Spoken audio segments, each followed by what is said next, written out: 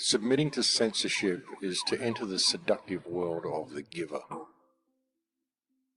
The world where there are no bad words, no bad deeds. But it is also the world where choice has been taken away and reality distorted. And that is the most dangerous world of all. Access denied.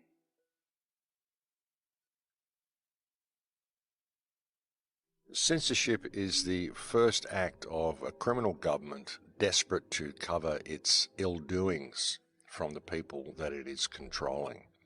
There's no reason for censorship other than to prevent people seeing things which you do not want them to see, which may reveal your own activities.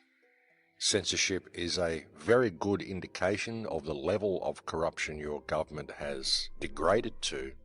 When censorship is introduced, it is a very good indication that your government has now reached a point where it is completely out of control, and the politicians have backed themselves into a corner so far with their criminal actions, and they now need to introduce what is essentially thought crime, which is what censorship is. And of course, the governments always do this in order to cover up their own activities. Censorship is introduced not to cover up that which is dangerous or harmful. It's introduced in order to prevent people from ever asking questions that need to be asked. And governments introduce censorship because they do not want their actions questioned. That's just the way it is. And, when the government deems itself to be worthy of dictating what people can or cannot look at, what people can or cannot say, what people can or cannot think, then you have really reached the end of any type of real society at all. In such a situation, there can be no expression of real humanity, there can be no development of genius, no development of new ideas, no thinking outside the box at all. The introduction of censorship is essentially the introduction of thought crime. It is people dictating what you can think, what you can look at, what you can't look at, what is deemed safe for you, what is deemed unsafe for you. Censorship is someone telling you what you can or cannot think, and it is someone else making that decision for you. The introduction of censorship in any society spells a very dangerous time for that society, because history has shown us that first comes the censorship, then comes the disappearances, then comes the imprisonment. Censorship is not acceptable in any progressive society. It's not beneficial to a progressive society. It's not beneficial for human development. It doesn't help anybody except those in power who have a lot to hide. And more people need to speak out about this, because approving of censorship of anyone, approving of the silencing of any voice, is approving of the censorship of yourself. That's the way it works. If you're willing to silence one voice, then you're okay with your own voice being silenced. And that might be okay in your situation in the world today, but what if something happens, you actually see something wrong and you want to say something about it and you can't? What do you do then? That's the thing, folks. People don't realize what censorship really means on a personal level, and they need to think about it. Freedom for all is freedom for all, and freedom of speech is the most basic foundation of freedom. Without that, you have nothing. So this level of censorship simply is not acceptable. Not under any type of government. Doesn't matter who they are. Because freedom of speech is essential to any functional society. This gives the government the ability to be able to do anything, and it removes us of the ability to be able to sound any warning bells. It completely derails any effort for whistleblowers in the future. It doesn't matter how corrupt any organisation, any government organisation, any type of situation is, nobody will be able to blow the whistle on it, because if they do, reporting the crime will be classed as a crime. The whole political system, the whole financial system, all of it is such a puppet show, and they're heading us to this really dystopian reality. And it's a spiritual test. What's going on here is a spiritual test, folks. It's a soul test. The way to get through this is to be in the correct energetic state. But the trick is to be in the correct energetic state through this with everything that's coming, because it's a soul test. And ultimately, you're going to come down to a point where you have to make that choice yourself as to whether to stand your ground. And a lot of people are just standing it now. A lot of people are just saying, no, we're not going to do this anymore. And I don't think they're going to win. I don't think the powers that believe they be have any hope of pulling off what they want to do. I think too many people are going to push back.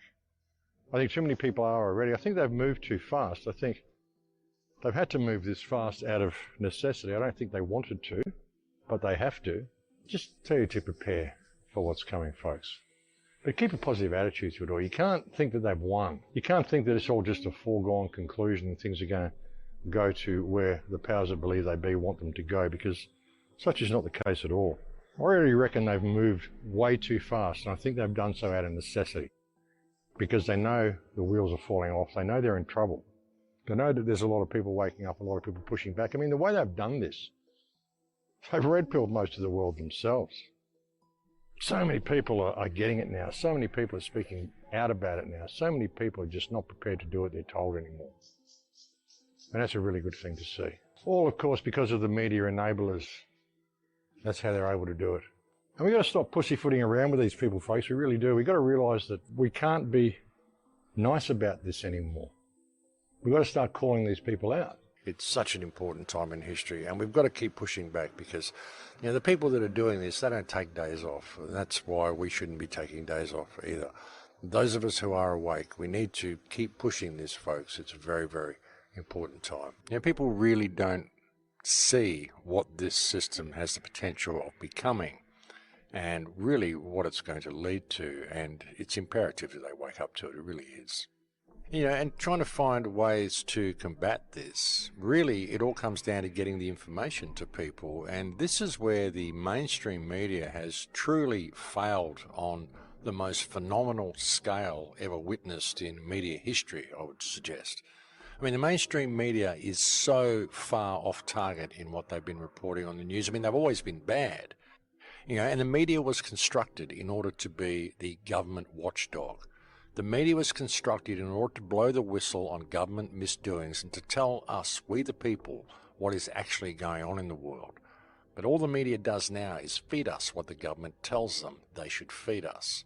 And it is so far from the truth that it has become an absolute parody of reality. It really has. There's no truth anywhere in the mainstream media.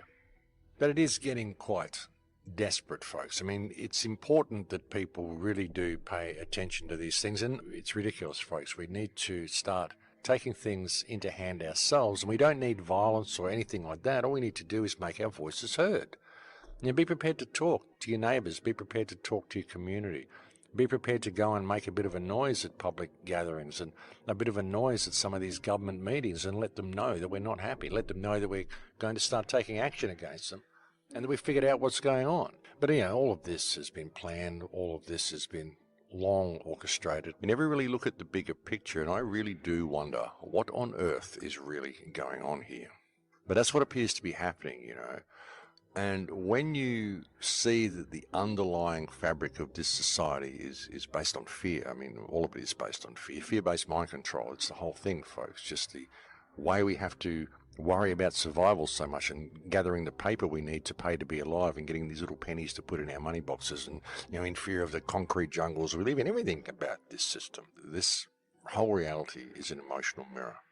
And this is how it works, folks. And when you really see this and you begin to truly understand the power of emotion, you can see how we could so easily get out of this mess. This is what I've often said, we could change the world in 3 seconds. If there was a worldwide epiphany and everyone simply changed their perspective, we could literally change the world that quickly. 3 seconds, we could all be doing something different. And is that going to happen? No, because there probably won't be this worldwide epiphany. But that doesn't mean it isn't possible that we can do this. That doesn't mean that isn't how minds are incredibly powerful. And this is why technology isn't even really the threat. The scrying mirrors and this whole smart system isn't really the threat. It's our inability to deal with it in the right way. It's our inability to love ourselves and to love each other through this. Something that's really happened with the internet, by giving everybody a soapbox and allowing everybody to have an opinion, there's been an incredible amount of hatred and trolling and energy harvesting from people online. If we can just see this in ourselves and see this perfection in ourselves, then all the barriers break down with other people and we can change the world in a day. The real way out of this system is for people to simply love each other, respect each other, allow other people to think differently. Don't tolerate what these governments are doing. Don't tolerate for voices to be silenced, even if you don't like what someone's saying. All this censorship and all this stuff, it's not acceptable, folks. And just calling this for what it is, but doing it not from a state of aggression, But doing it from a state of love and doing it from a state of respect and steadfastness. That's how to do it, folks. We've got to learn how to simply stand in what we are, folks, because that's how we change the world, you know. But again, it's not going to come until you learn how to love yourself.